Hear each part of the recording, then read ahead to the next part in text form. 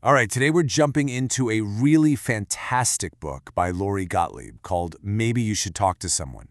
And it asks this fascinating question.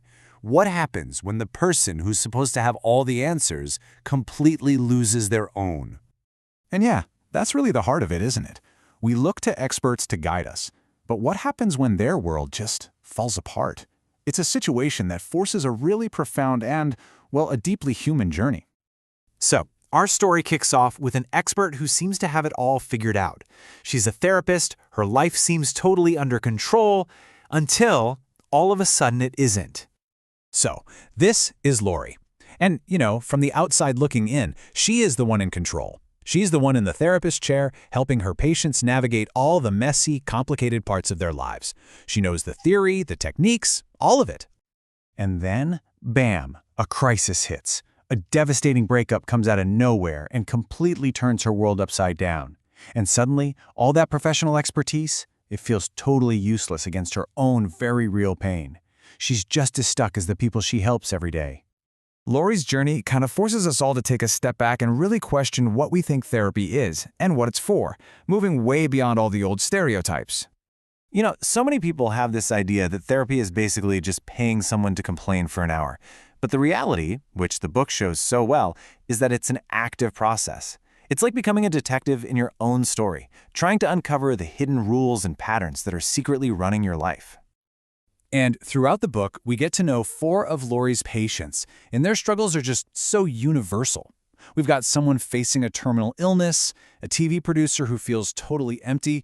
Their stories prove that these aren't just niche issues. This is the stuff of being human. And this quote just nails the core message. You don't have to be broken to go to therapy. It's not about admitting failure. It's about acknowledging that you're human and you want to understand yourself a little better. Okay, this is where the story gets really interesting, because we start seeing everything from 2 totally different and really powerful points of view, the therapists and the patients. So, right in the middle of her own crisis, Lori makes this incredibly brave choice. She decides she has to practice what she preaches. She seeks help. And that one vulnerable decision, well, it changes absolutely everything. And this is the real magic of how the book is structured. We get to see the world through both sets of eyes. As a therapist, she's the expert, guiding other people. But as a patient, she's right there in the trenches, feeling all that same fear, resistance, and discomfort. And what she learns in one chair, she immediately applies to the other. It's brilliant. In any therapeutic journey, there's always a turning point, a breakthrough. And for Lori, it comes when her own therapist helps her realize that her pain, it's not just about the breakup. It's about something so much bigger. So let's meet Wendell. He's Lori's therapist, and he is definitely not your stereotypical movie shrink. He's patient, he's incredibly direct, and he has zero interest in easy answers. His job isn't to make her pain go away, it's to help her understand it. And just like pretty much any of us would, Lori walks into his office wanting a quick fix. She's thinking, hey, I'm a therapist, I know how this works, just tell me what to do to feel better. She's desperately looking for a shortcut. But Wendell, he doesn't take the bait. He gently pushes back, he helps her see that the crisis that brought her in, the breakup, is really just the tip of the iceberg. There's a much, much deeper loss that she hasn't even let herself see yet. And this is the breakthrough. The immense grief she feels isn't just for the relationship that ended. It's for the entire life she had planned out in her head, the marriage, the family, the whole future that was just gone. Now that is a profound kind of loss. And what a lesson for all of us, right? We are absolute experts at avoiding uncomfortable feelings. We distract ourselves, we rationalize, we do anything to numb the pain.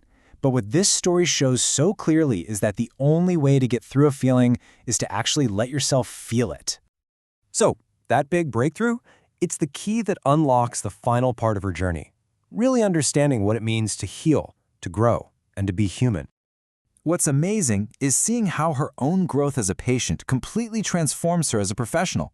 She develops this incredible new layer of empathy for her patients. She realizes that healing isn't about erasing the past, but about changing your relationship with it. And maybe most importantly, she embraces that this whole self-discovery thing, it's a lifelong journey, not a destination. And really, it all comes down to this one beautiful, powerful takeaway. That willingness to be seen, to be imperfect, to ask for help, That's not weakness. That's the stuff that makes us real. That's where our strength actually comes from. So you get to the end and you realize this story goes so far beyond the therapy room. It's really a mirror that reflects our own struggles, our own fears, and our own hopes. It's just a profound reminder that we're all in this together. Yeah, it reminds us that being human is all of these things. It's messy, it's emotional, it's definitely imperfect, but as this book shows so beautifully, we are also incredibly capable of change. So, I'll leave you with this final thought from the book. We are all the authors of our own stories. The narratives we tell ourselves about our lives literally shape our reality. So the real question is, what story are you telling yourself? And maybe, is it time to write a new chapter?